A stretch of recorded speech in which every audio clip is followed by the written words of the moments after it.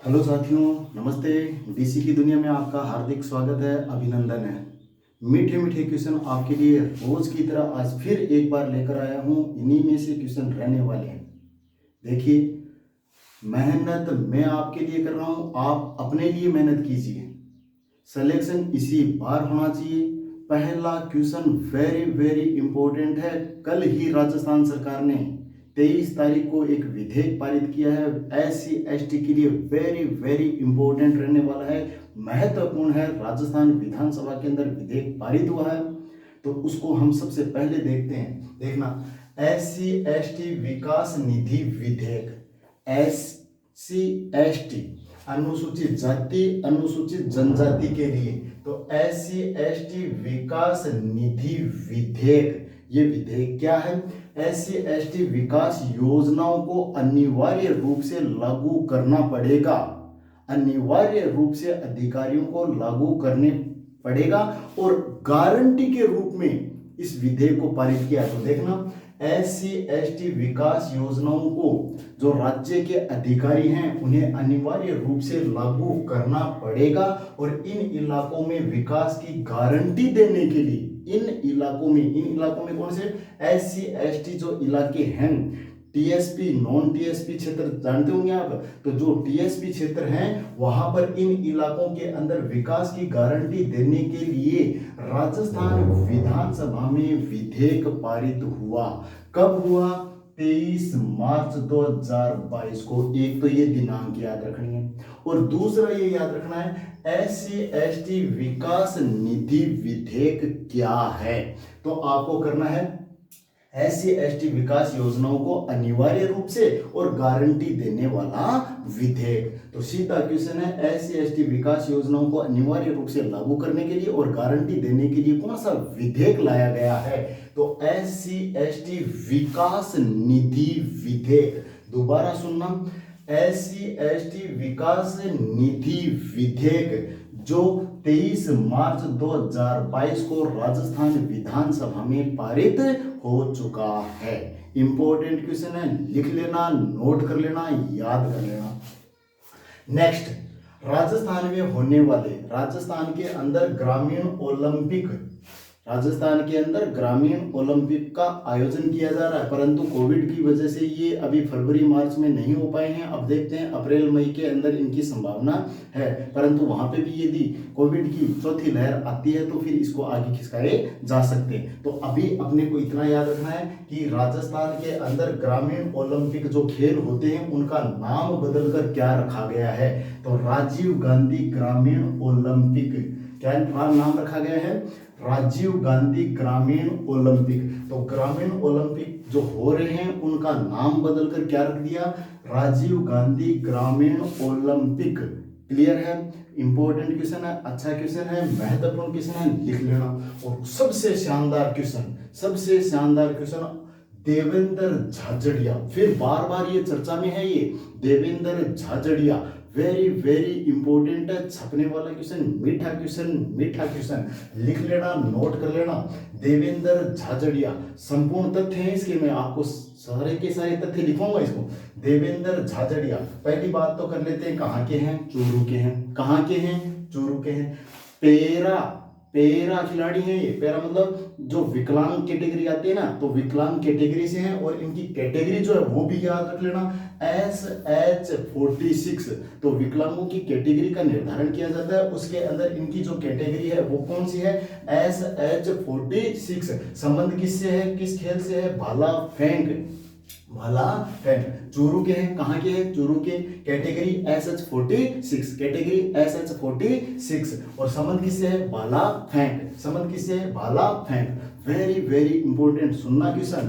पद्म भूषण प्राप्त करने वाले, पद्म श्री, पद्म भूषण, पद्म विभूषण, तो इनमें कंफ्यूज नहीं है। पद्म भूषण प्राप्त करने वाले संपूर्ण देश के पहले पैरा एथलीट, पूरे संपूर्ण भारत के पहले पैरा एथलीट कौन? देवेंद्र झाझड़िया, जिन्हें पद्म भूषण प्राप्त हुआ है। वेरी वेरी इंपॉर्टेंट क्वेश्चन है। अभी हाल ही के अंदर 2-3 दिन के अंदर, 1-2 दिन के अंदर ही इनको ये पद्म भूषण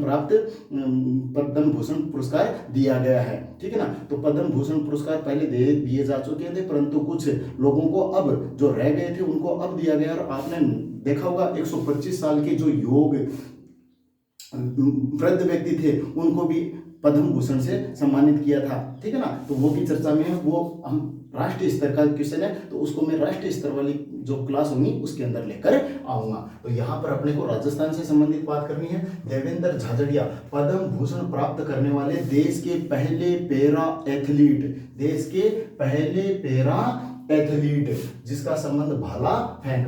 अब यहां से क्वेश्चन और देख लेना। इनको अर्जुन पुरस्कार मिला, अर्जुन पुरस्कार 2005, पद्मश्री 2012, तो पद्मश्री 2012, पद्म भूषण 2022, और राजीव गांधी खेल रत्न पुरस्कार 2017। और मैंने बताया था आपको पीछे की क्लासों के अंदर, राजीव गांधी खेल रत्न पुरस्कार है, इसका नाम बदल दिया गया है और क्या रख दिया गया? मेजर ध्यानचंद खेल रत्न पुरस्कार। तो मेजर ध्यानचंद खेल रत्न पुरस्कार 2017, अर्जुन पुरस्कार 2005, अर्जुन पुरस्कार 2005, पद्मश्री 2012, पद्मश्री 2012, राजीव गांधी खेल रत्न पुरस्कार 2017 और पद्म भूषण 2022। इन्हीं से संबंधित है कि देवेंद्र झाझड़िया ओलंपिक के अंदर कितने पदक जीत चुके? 3। कितने? 3। तो 3 पदक। एथेंस ओलंपिक 2004 स्वर्ण पदक, एथेंस ओलंपिक 2004 स्वर्ण पदक, रियो ओलंपिक 2016 स्वर्ण, एथेंस स्वर्ण, रियो 2016 स्वर्ण, और टोक्यो ओलंपिक 2020, परंतु इनका आयोजन हुआ था कोविड की वजह से 2021 में। तो ये क्वेश्चन भी बहुत इंपॉर्टेंट है। टोक्यो ओलंपिक 2020 के अंदर रजत पदक, इनका आयोजन 2021 में हुआ था, तो ये इंपॉर्टेंट है, हाल ही के अंदर ये चर्चा में है। तो टोक्यो ओलंपिक में रजत, एथेंस में स्वर्ण, रियो में स्वर्ण, टोक्यो के अंदर रजत। तो ओलंपिक के अंदर कितने पदक? 3 पदक। दोबारा देख लेना। देवेंद्र झाझड़िया, देवेंद्र झाझड़िया चूरू से हैं, संबंध है भाला फेंक से है, ओलंपिक में 3 पदक जीते हैं, एथेंस में स्वर्ण है, रियो में स्वर्ण है, टोक्यो में रजत, और कैटेगरी इनकी SH46। पद्म भूषण प्राप्त करने वाले देश के पहले पैरा एथलीट वो हैं देवेंद्र झाझड़िया। छाप देना इन किस्मों को, लिख देना, लिख देना, लिख लेना, साथ साथ में लिख लो इनको। केंद्रीय शहरी विकास मंत्रालय, केंद्रीय शहरी विकास मंत्रालय ने स्मार्ट सिटी के लिए जारी रैंकिंग के अंदर राजस्थान को कौन सा स्थान दिया है? प्रथम। अच्छा क्वेश्चन है, महत्वपूर्ण क्वेश्चन है, ये शानदार उपलब्धि है। तो केंद्रीय शहरी विकास मंत्रालय ने स्मार्ट सिटी के लिए जो रैंकिंग जारी की गई है उसके अंदर राजस्थान को कौन सा स्थान दिया गया है? प्रथम। कौन सा स्थान दिया है? प्रथम। तो केंद्रीय शहरी विकास मंत्रालय ने स्मार्ट सिटी के लिए जारी रैंकिंग में राजस्थान को कौन सा स्थान दिया? प्रथम, प्रथम, प्रथम। आगे चलो। विश्व जल दिवस, विश्व जल दिवस प्रत्येक वर्ष 22 मार्च को मनाते हैं, मैंने कल की क्लास में आपको बताया था। ठीक है ना। तो विश्व जल दिवस 22 मार्च, और इसकी थीम क्या है? भूजल। थीम क्या है ये याद रखना इसकी। विश्व जल दिवस जो 22 मार्च को मनाया गया उसकी थीम क्या है? किस थीम पर उसको मनाया गया है? तो भूजल अदृश्यम को दृश्यम बनाना है। भूजल, भूजल, अदृश्यम को दृश्यमान बनाना है, अर्थात भूजल है वो बहुत नीचे चला गया है, उसको लेवल को ऊपर लेकर आना है। अदृश्यम, अदृश्य को दृश्यमान बनाना है। भूजल अदृश्य को, अदृश्य को दृश्यमान बनाना है, ये इसकी क्या है? थीम है। अच्छा क्वेश्चन है, नोट कर लेना। भिवाड़ी अलवर, भिवाड़ी अलवर दुनिया के सबसे ज्यादा प्रदूषित शहरों में शामिल। तो दुनिया के सबसे प्रदूषित शहरों में, पूरे विश्व में सबसे ज्यादा प्रदूषित शहरों के अंदर शामिल है राजस्थान का कौन सा शहर? भिवाड़ी अलवर। शानदार क्वेश्चन है ये भी। ठीक है ना। अपने लिए उपलब्धि नहीं है ये, परंतु चर्चा में इसलिए क्वेश्चन बन सकता है, ठीक है ना। उपलब्धि नहीं है ये अपने लिए, थोड़ा ठीक नहीं है ये क्वेश्चन, परंतु फिर भी क्या है, क्वेश्चन तो बनने वाला है। क्या है, दुनिया में सबसे ज्यादा प्रदूषित स्थानों में राजस्थान का किस शहर को शामिल किया गया है, तो वो कौन सा है, भिवाड़ी। तो नकारात्मक क्वेश्चन है, परंतु क्वेश्चन तो आएगा। फसल अमृत पॉलीमर, फसल अमृत पॉलीमर देखते हैं क्या है। तो फसल अमृत पॉलीमर क्या है, नारायण गुर्जर जो राजस्थान के हैं, राजसमंद के हैं, राजस्थान के राजसमंद के हैं, तो नारायण गुर्जर राजसमंद ने इको फ्रेंडली पॉलीमर तैयार किया है। क्या बनाया है, इको फ्रेंडली पॉलीमर बनाया है। और ये क्या करेगा, ये मिट्टी के अंदर इसको डाला जाएगा, तो मिट्टी में डालने के बाद में मिट्टी में मिल जाएगा और उसकी उर्वरक क्षमता और जल धारण क्षमता बढ़ाएगा।